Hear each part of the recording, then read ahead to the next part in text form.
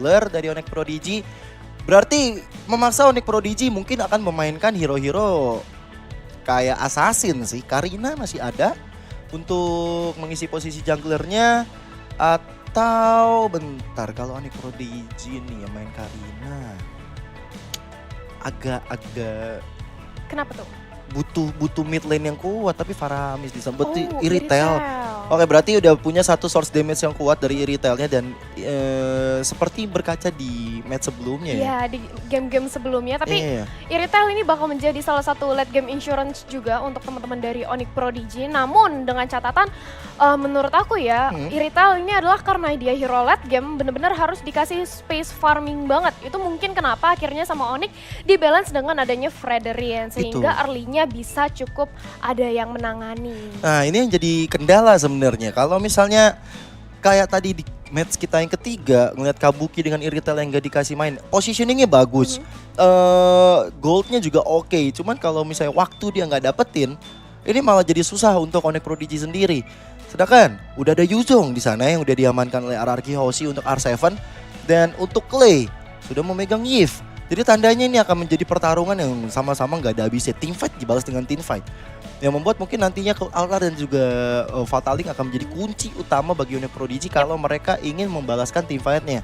Sedangkan untuk RRQ Hoshi butuh sosok R7 yang bakal ngancurin strategi di area belakangnya. Tinggal kita lihat satu mid laner, satu jungler untuk Onyx Prodigy. Yes, atau mungkin dari Onyx Prodigy mau menggunakan Frederian sebagai jungler walaupun bisa dibilang cukup sulit ya. Untuk lama. Frederian sendiri, iya dia agak lama, tapi ternyata Karina salah satu hero yang bisa dive in ke arah belakang lebih kompleks lagi. Jadi tanpa berlama-lama lagi, langsung aja kita menuju ke Land of Dawn ya. Di match kita yang keempat antara RRQ Hoshi versus Onyx Prodigy. Let's go. Monggo diramaikan kolom komentar kalian di YouTube ataupun di mana pun kalian berada sekarang untuk mendukung RRQ ataupun Onyx. Silakan banget karena mereka sudah berada di posnya masing-masing. Finn bersama dengan ada Riz di depan sana. Udah ada perfect match yang terkonek ke arah Clay dan memilih untuk dikacangin aja karena Clay masih ada yang nge-backup. Di sisi lain di bagian atas ex-planer kita R7 dan juga ada Fenrir masih melakukan adu mekaniknya menunggu sampai nanti akan ada yang datang wave minion terlebih dahulu.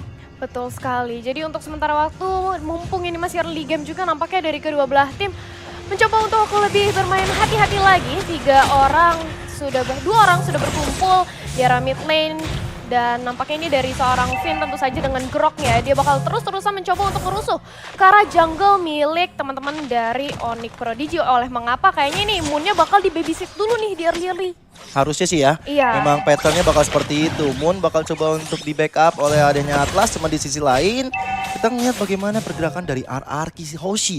Mereka cukup bermain dengan agresif, bakal mencoba untuk menyorong ke arah monster jungle tadi kalau kita lihat. Sedangkan gak butuh waktu lama lagi, sebentar lagi bahkan untuk turtle yang pertama. Skylar di bagian bawah mencoba untuk diharas habis-habisan. Skylar kali ini menjadi korban first blood dari Moon. Dan ini dia first blood presented by BCA. Di sisi lain, Finn mencoba untuk menyelamatkan diri. Masih ada Moon, masih ada Riz juga yang saling bahu-membahu. Tapi Finn berhasil lolos ke arah belakang. Yes, masih bisa menyelamatkan diri sejauh ini. Satu orang sudah berhasil dimakan oleh Onyx Prodigy. Sudah cukup bekal kali ini untuk snowballingnya. Tapi Turtle by Lita kali ini sudah hadir di tengah-tengah kita juga.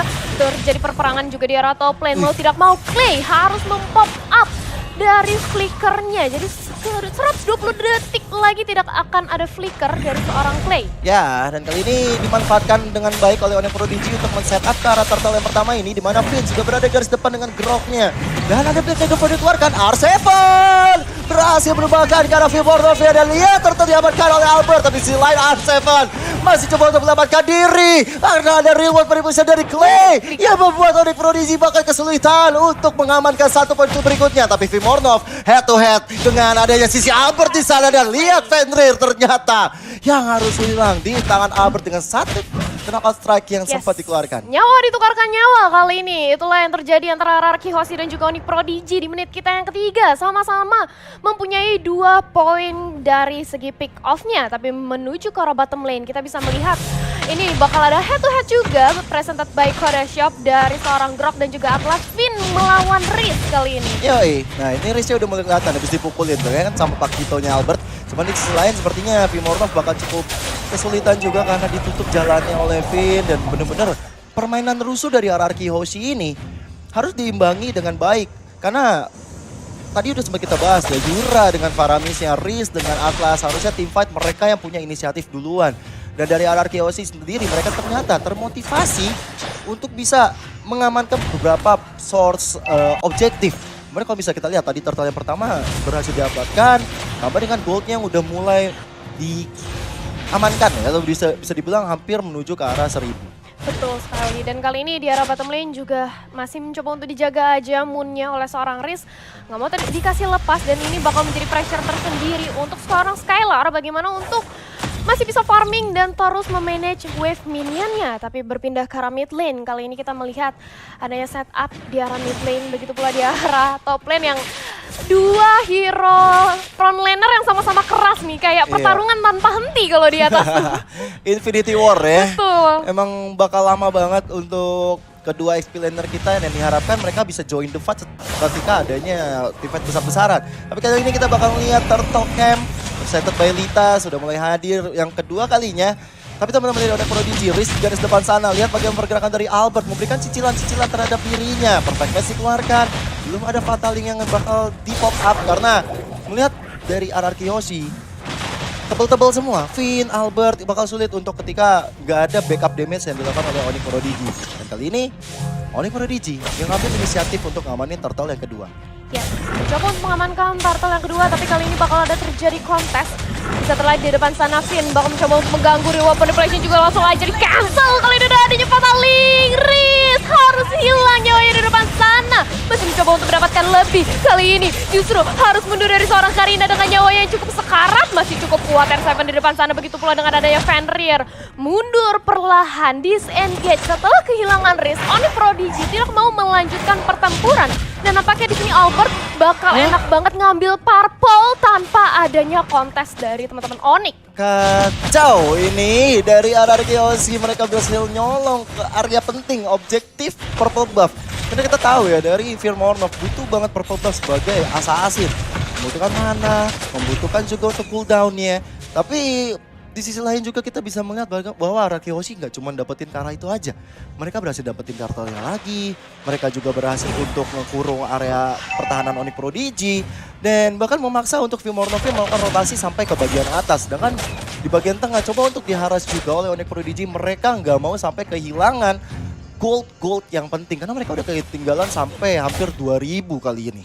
Yes, 2000 gold yang sudah terlihat perbedaannya, tapi kali ini lihat bagaimana Riz di depan sana berusaha untuk melarikan diri lagi. Terkena damage yang cukup sakit, mau nggak mau harus mundur, nggak bisa lagi menjadi samsak, tapi membuka outer turret di arah bottom lane yang nampaknya bakal langsung aja diamankan. Tapi ternyata di sisi lain Yura nampaknya harus terculik bersama dengan adanya satu turret outer yang rontok di sisi bawah. Ini ya permainan Pakito itu ya, Albert pasti akan melakukan flanking, memberikan gerakan-gerakan tidak terduga yang akhirnya membuat kejutan terhadap Onyx Prodigy itu sendiri. Dan kali ini jalannya udah ditutup oleh Finn. Nggak boleh untuk Riz lempeng ya jalannya, harus memutar balik. Dan kali ini kita bakal melihat setup dari kedua tim ini masih cukup slow tempo, masih pelan-pelan. Apalagi turtle yang ketiga, presented by Lita sudah hadir lagi. Yap.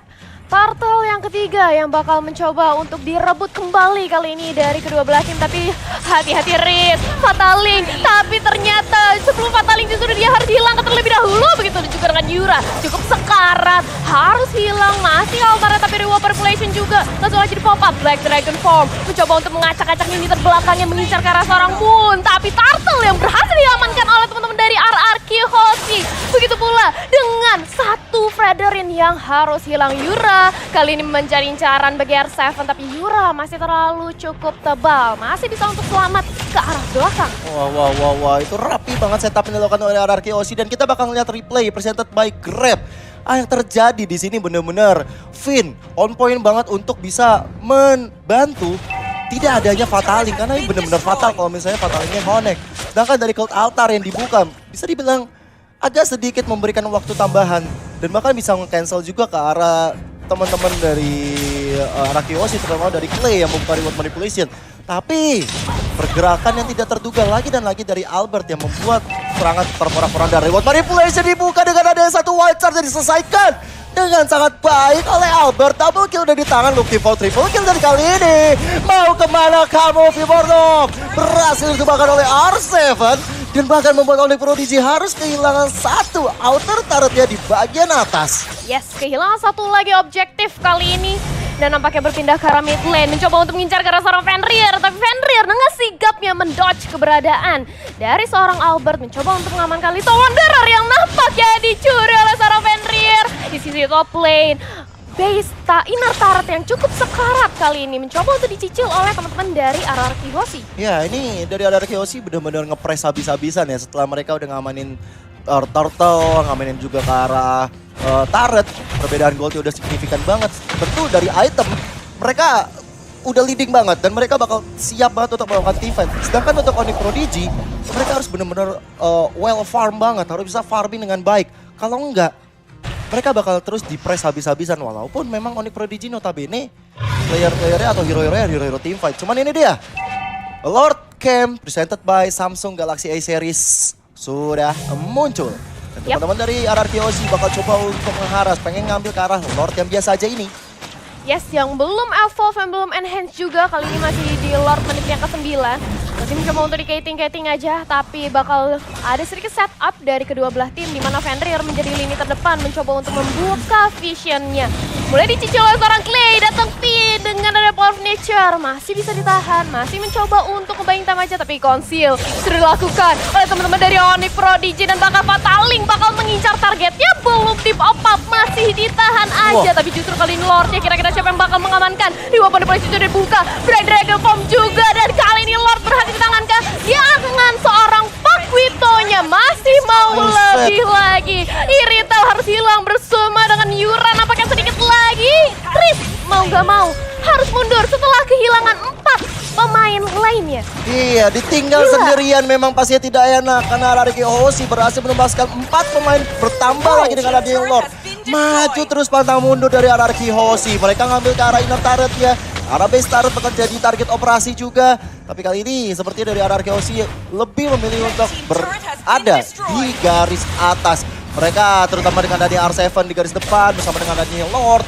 Coba untuk mengharas habis-habisan. R7 Dragon Tail-nya dikeluarkan. Coba untuk mundur ke arah belakang terlebih dahulu karena teman-teman yang belum membackup. Dan kali ini Black Dragon Form mencoba untuk merusak strategi dari Onyx Prodigy. Dan kali ini sudah ada di garis depan sana. R7 gak berhenti. Tapi lihat bagaimana Finn masih bisa flicker tapi tidak bisa selamat dengan heavy crossbow yang dituangkan ke dalam tubuhnya. Moon berhasil mencuri 1 poin kill yang baik sekali. Yes, satu best turret yang berhasil diambil dari teman-teman Arakiyoshi di arah mid lane. Tapi sebelum itu aku mengingetin juga bagi teman-teman yang lagi nobar, PPE bisa banget sambil order Grab karena ada diskon sampai dengan 50%. Cukup gunakan promo, tinggal diketik grb.to/ppe atau kalian bisa langsung scan barcode yang ada di bawah ini. Namun back to the game, kita bakal melihat adanya Arakiyoshi yang bakal lebih berani lagi setelah mereka sudah berhasil merontokkan 1 base turret dari Onyx Prodigy. Setup ulang kali ini Onyx Prodigy, mereka harus lebih berhati-hati lagi. Iya, harus. Mereka nggak boleh gegabah juga ya. Tapi kali ini team fight udah mulai terjadi. Reward manipulation udah dikeluarkan. Ada Fataling yang terbuka. Bersama dengan Gold Altar kali ini Onyx Prodigy mencoba untuk melakukan serangan balik. Black Dragon Form-nya gak bisa membuat dia selamat. R7 tumbang. Dan bahkan Onyx Prodigy mencoba untuk mencari kompensasi. Tapi malahan Yura yang harus hilang. Konsilnya belum terpakai. Tapi Riz benar-benar riskan banget keadaannya. Dia memilih untuk mundur dengan selamat. Membersihkan luka-lukanya lagi. Karena kalau tidak dia bakal tumbang untuk kali keempat. Yes, healing terlebih dahulu dari seorang Riz yang telah menjadi samsak yang cukup tebal di arah depan dari teman-teman Onyx Prodigy. Tapi nampaknya Arakiyoshi bakal menunggu 30 detik lagi kehadiran Lord kita yang kedua di Land of Dawn. Demon Hunter Sword sudah didapatkan di tubuh seorang Moon. Tapi lihat bagaimana kali ini Fenrir menjadi incaran mau tidak mau. Fenrir harus mundur, gak bisa lagi untuk terlalu bermain jauh di depan sana. Iya, cuman tadi ada miskalkulasi di mana Finn harus mengeluarkan 1 wild charge-nya sehingga targetnya juga belum dapat, tapi ini dia Lord Enhance presented by Samsung Galaxy A series yang sudah muncul lagi. Berada di daerah teritori RRQ Hoshi, sepertinya mereka bakal coba untuk memancing-mancing keributan. Albert sudah mulai meninju-ninju ke arah Lord tersebut, memancing adanya Onyx Prodigy bakal datang. Tapi kali ini Conceal sudah mulai dibuka, Riz dari arah samping melakukan flankingnya. Tapi kali ini remote manipulation datang membengkak dan bahkan Muni harus hilang. Lihat bagaimana Vibor gak bisa selamat, ada fatal ini keluarga. Tapi triple kill untuk Albert, looking for